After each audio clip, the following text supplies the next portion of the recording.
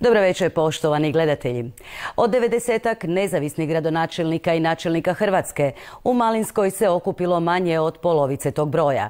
Nacionalni susret održava se 2 puta na godinu, a uz načelnika Malinske Dubašnice jesenski su stručni kup zajedno organizirali kolege iz Dobrinja, Vrbovskog te Kostrene.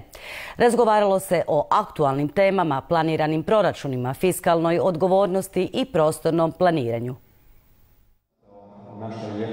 Svi su ovdje partneri, a kako iza njih ne stoji stranačka mašinerija, nezavisni lokalni čelnici teže dolaze do suradnje s ministrima i njihovim tajnicima.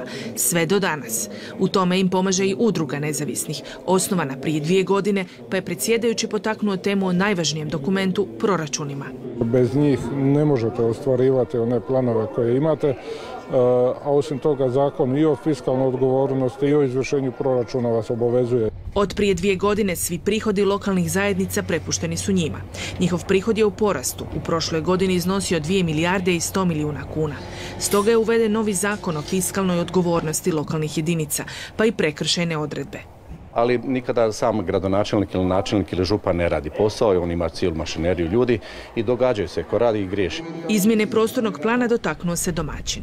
Tema je Hrudovo, izmjene prostornog plana koje će ići upravo u tom smjeru što ćemo s tim prostorom.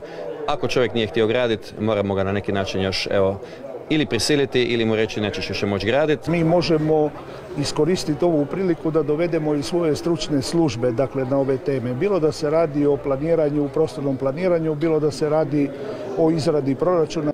Nezavisnima je tako lakše. Oni žele brze dogovore i pogled u budućnost.